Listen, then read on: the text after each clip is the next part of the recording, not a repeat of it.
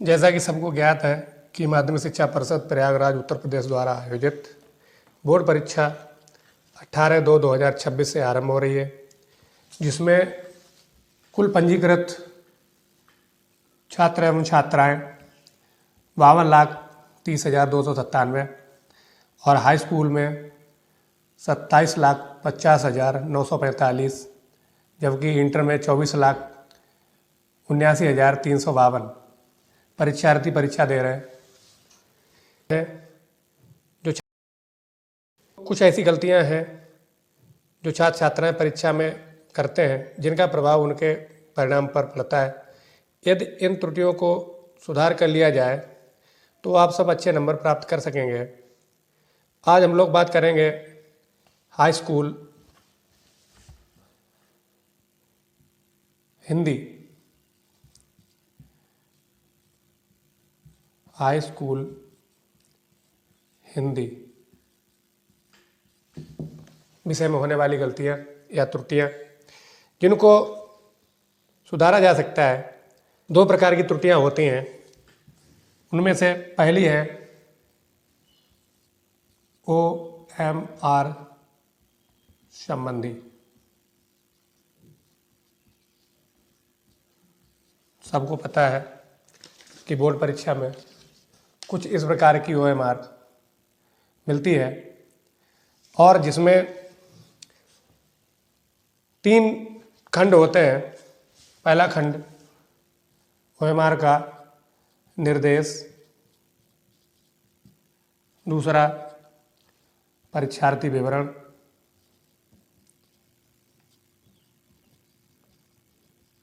और तीसरा उत्तर भाग। 3 खंड होते हैं। पहले में निर्देश दिए होते हैं, लिखा होता है जो परीक्षा संबंधी OMR को भरने के निर्देश होते हैं, वो निर्देश होते हैं। और दूसरे खंड में जिला कोड, नाम, केंद्र, केंद्र का कोड, अनुक्रमांक, विषय कोड, नाम, प्रश्न पत्र संख्या, सब कुछ पहले से ही भरा होता है। इसमें अन्य से कुछ भरने की आवश्यकता नहीं होती है। उसी रोल नंबर का, उसी विषय का कोड वगैरह सारी चीज़ें भरा होता है। अब इसमें 2 चीज़ें होती हैं जो बच्चे को भरने के लिए मिलता है। तीसरा होता है उत्तर भाग। इस उत्तर भाग में हमारा जो संकेतांक होता है, वो संकेतांक कुछ इस तरह का लिखा हुआ होगा। तो उसमें ये संकेतांक होता है, और इसमें ये 2 अक्षर भरने को मिलते हैं। तो यहाँ पे लिखा है प्रश्न पत्र मार्का। यहाँ पे हमको उसी संकेतांक के 2 अक्षर, पहला वाला और बाद वाला, इसमें भरने को मिलता है। जैसे मान लो इसका B है तो हम यहाँ पे B भरेंगे, और इसका A है तो हम इसका यहाँ पे A भरेंगे। B और A, और इसी B और A को काला भी करना होता है, सेम है, ठीक है। और लिखते हैं, ये बहुत ज़रूरी है, ये भरना भी बहुत ज़रूरी है। तो फिर उसके बाद आता है उत्तर भाग। उत्तर भाग में इस प्रकार से 20 तक के आंसर्स को हम इनमें फिल करते हैं। मान लो हमने पहले वाले में C फिल किया है, और दूसरे वाले में A फिल किया है, तीसरे वाले में B फिल किया है मान लो। तो इन तीनों का एक इधर प्रतिपर्ण होता है। इस प्रतिपर्ण में हमको वहाँ पे लिखना पड़ता है कि पहले वाले का हमने क्या किया था। तो पहले वाले का हमने C लिखा था, तो हमको यहाँ पे C भरना होगा। दूसरे वाले का हमने A भरा था, दूसरे वाले के A भरना होगा। तीसरे वाले का B भरा था, तो हमको यहाँ पे B भरना होगा। ऐसे इस प्रतिपर्ण में भी हमको भरने को होता है। इसमें भी सारी डिटेल्स पहले से ही भरी होती है। जो मार्का, प्रश्न पत्र मार्का या सीरीज थी, उस सीरीज को हमको यहाँ पर भी फिल करना होता है। जैसे B और A था, तो B और A हमको यहाँ पर भी लिखना होगा। इस बात का पूरा ध्यान रखें, किसी भी प्रकार से ये चीज़ को ज़्यादा महत्वपूर्णता से, गंभीरता से लें, जिससे ये चीज़ छूटे न पाए। फिर OMR में 20 क्वेश्चन है, तो 20 क्वेश्चनों के गोले जो हैं वो कई बच्चे गड़बड़ कर जाते हैं, तो गोलों को पूरा नहीं करते। कई बच्चे किसी गोले को ऐसे बना करके और उसमें बिंदा ऐसे रख देते हैं। किसी को उसका बाहरी भाग कलर कर दिया, किसी ने उसका इनर भाग कलर कर दिया ऐसे करके और बाहरी भाग छोड़ दिया, और किसी ने ऐसे बना करके और उसको सही चिन्ह लगाया। किसी ने ऐसे भर के और ऐसे करके उसको काला किया है। ये सारी की सारी जितने भी फीलिंग है ये हमारी रॉन्ग है, ये हमारी गलत है। हमको जब भी गोला पूरा करना है तो हमको किसी भी गोले को लेकर के उसको पूरा करना है। यदि हम गोले को पूर्ण रूप से भरेंगे तब हमको ज़्यादा फ़ायदा मिलेगा। और उम्मीद है कि इस चीज़ को समझ गए होंगे। अब दूसरा कि कहीं पर भी इस OMR को ना मोड़ें, ना इसको गंदा करें। OMR पर कहीं अन्य कुछ भी ना लिखें, यहाँ पर भी कुछ ना लिखें, किसी भी स्थान पर अन्य कोई चीज़ ना लिखें। इस बात का विशेष ध्यान रखें। ये ध्यान रखें कि यहाँ पे 3 चीज़ें बहुत महत्वपूर्ण होती हैं। एक होता है OMR का क्रमांक, यहाँ पे क्रमांक पड़ा होता है, क्रमांक जरूरी है, यहाँ पे देख लेना। वही क्रमांक यहाँ पे भी पड़ा मिलेगा आपको। फिर परीक्षार्थी का हस्ताक्षर है, यहाँ पे अपने साइन करने हैं, जिसका भी जो भी साइन है वो अपना साइन करना है। केंद्र व्यवस्थापक यहाँ पे ऑलरेडी मोहर लगी मिलेगी तुमको और यहाँ पे उसके साइन होंगे। और जो तुम्हारे कक्ष निरीक्षक होंगे जिनकी ड्यूटी पड़ेगी कमरे में, वो कक्ष निरीक्षक यहाँ पर अपने साइन जरूर करेंगे। वही सेम प्रोसेस इस वाले प्रतिपादन में भी होती है, ठीक है। यदि ऐसी कोई चीज़ है कि जिसमें केंद्र व्यवस्थापक की मोहर ना लगी हो या कक्ष निरीक्षक के साइन ना हो या इसमें भी कोई दिक्कत हो तो, या फिर इसमें कोई OMR संख्या ना दी गई हो, तो आप तुरंत ही अपने कक्ष निरीक्षक से कह करके उस OMR को बदला सकते हैं। ये ध्यान रखना है। और एक चीज़ याद रखें कि मोहर हर हाल में लगी होनी चाहिए। OMR किसी प्रकार से फटी कटी और ना होनी चाहिए। तो होने पर अगर ऐसा होता है तो आप कक्ष निरीक्षक को वो OMR वापस करवा सकते हैं। ये उम्मीद कर रहे हैं कि ये बात को आप भली भांति समझ गए होंगे। तो OMR त्रुटियाँ हैं हमारी उत्तर पुस्तिका संबंधी त्रुटियाँ, उत्तर पुस्तिका संबंधी जो त्रुटियाँ हम करते हैं, उत्तर पुस्तिका संबंधी त्रुटियाँ। अब उनमें से हम क्या करते हैं, तो कई उत्तर पुस्तिका में 1 से 20 तक के जो भी आंसर क्वेश्चन दिए होते हैं, 1 से 20 तक के जो भी क्वेश्चन दिए होते हैं वो कई बच्चे उत्तर पुस्तिका में भी उनका मेंशन करते हैं। उत्तर पुस्तिका में उनका मेंशन नहीं करना है। 1 से 20 तक के क्वेश्चन जो हैं वो OMR बेस्ड हैं, तो वो OMR पे ही आपको उनके गोले कार्य कर देने, जैसा कि पूर्व में हम आपको बता चुके हैं। इस बात का ध्यान रखना है। तो 1 से 20 तक के जितने भी क्वेश्चंस हैं वो आप उत्तर पुस्तिका में किसी भी कीमत पर ना लिखें, इनकी कोई आवश्यकता नहीं होती है।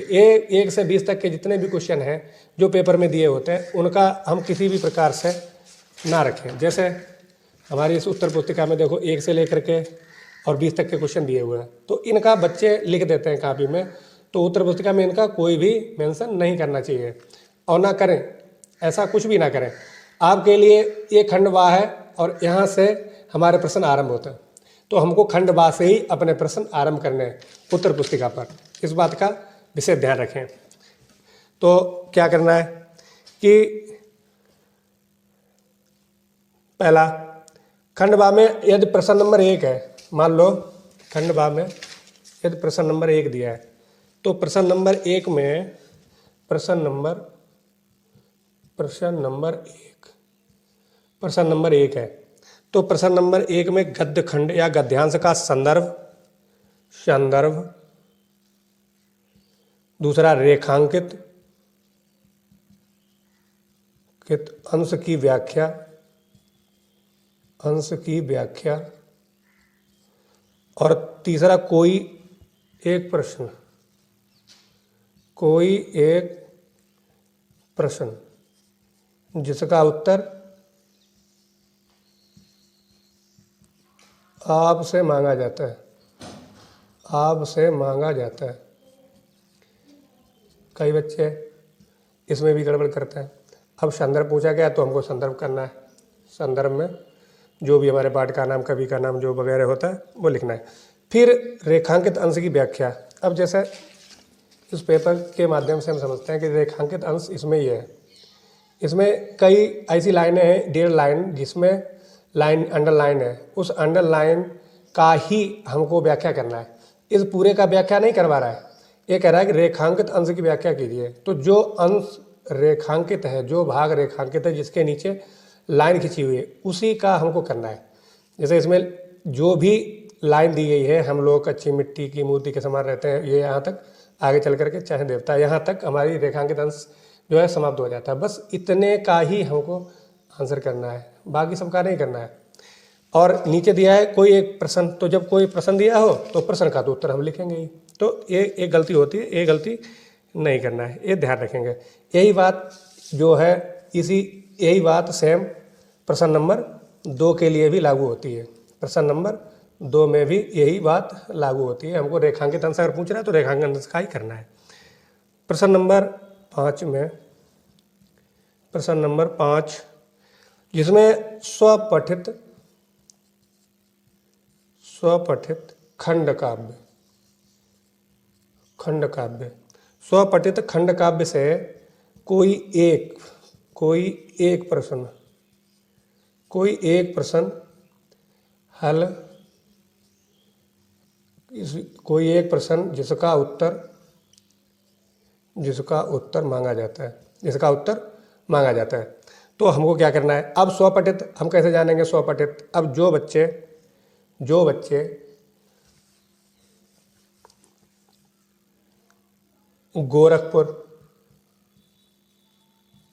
गोरखपुर, मुरादाबाद,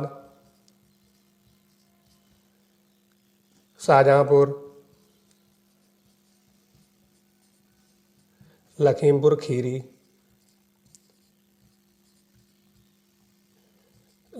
खीरी, मैनपुरी और मुजफ्फरनगर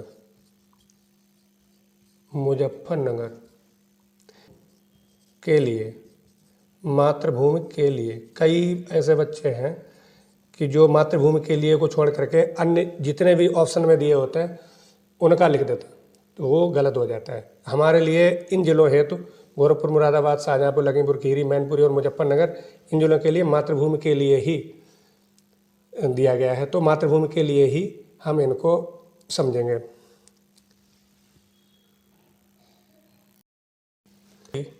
जैसे कि 2 खंड हैं, खा और खा, इनमें किसी न किसी का जीवन परिचय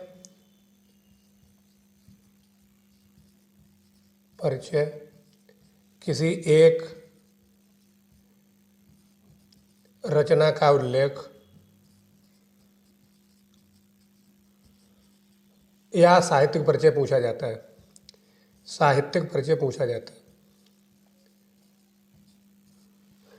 या साहित्यिक परिचय, इनमें से कोई ना कोई एक चीज़ पूछी जाती है। तो हम इस बात को ध्यान रखें कि अगर किसी का जीवन परिचय ही पूछा गया है, अगर केवल किसी का जीवन परिचय ही पूछा गया है, तो जीवन परिचय में किन किन चीज़ों को हम लिखें। जीवन परिचय में हम लिखें उसका नाम, उसके माता पिता का नाम, जन्म स्थान, जन्म तिथि, इतनी चीज़ें।